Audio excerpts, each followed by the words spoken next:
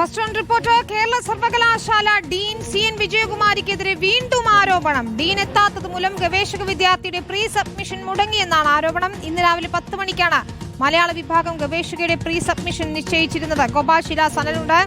ഗോപാൽ, എന്താണ് അപ്ഡേറ്റ്?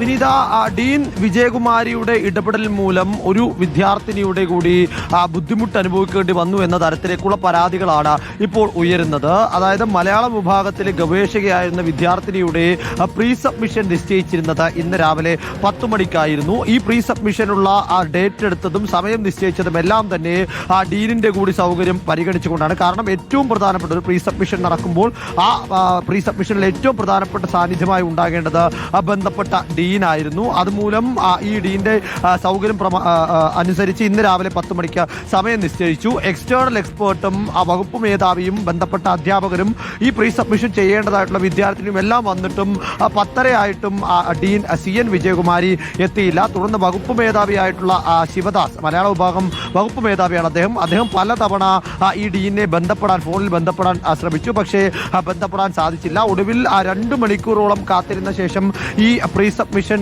റദ്ദാക്കുകയായിരുന്നു. ഡീന്റെ സാന്നിധ്യമില്ലാത്തത് മൂലം റദ്ദാക്കുകയായിരുന്നു. തുടർന്ന് ഇക്കാര്യങ്ങൾ അദ്ദേഹം ബന്ധപ്പെട്ട അധികൃതരുമായി ചർച്ച ചെയ്തപ്പോൾ ഇതിൽ വിശദമായ ഒരു കത്ത് രജിസ്ട്രാർക്ക് രേഖാമൂലം നൽകാൻ ആവശ്യപ്പെടുകയും ചെയ്തു. ഇത് പ്രകാരം മലയാള വിഭാഗം വകുപ്പ് മേധാവി ശിവദാസ് ഒരു രേഖാമൂലം പരാതിയുടെ സ്വഭാവത്തിലുള്ള ഒരു കത്ത് ഇപ്പോൾ രജിസ്ട്രാർക്ക് കൈമാറിയിരിക്കുകയാണ്. ഇതിൽ ഏറ്റവും പ്രധാനപ്പെട്ട കാര്യം, നേരത്തെ മുൻകൂട്ടി നിശ്ചയിച്ചിട്ടുള്ള പ്രീ സബ്മിഷൻ ഒഴിവാക്കി ഇന്ന് CN വിജയകുമാരി കേരള സർവകലാശാലയിൽ നടന്ന സെനറ്റ് യോഗത്തിൽ പങ്കെടുക്കാൻ പോയിരിക്കുകയായിരുന്നു. സെനറ്റ് യോഗത്തിൽ വലിയ പ്രതിഷേധമാണ് CN വിജയകുമാരിക്കെതിരെ സർവകലാശാലയ്ക്കുള്ളിലും പുറത്തും ഉണ്ടായത്. അതുകൊണ്ട് തന്നെയാണ് അവർക്ക് ഇതിൽ ബന്ധപ്പെടാനോ ഇടപെടാനോ സാധിക്കാത്തത് എന്ന തരത്തിലേക്കുള്ള വിശദീകരണം കൂടി മറുവശത്ത് നിന്ന് വരുന്നുണ്ട്. വിനീത, ശരി, ഗോപാലാണ് വിവരങ്ങൾ നൽകിയത് തിരുവനന്തപുരത്ത്.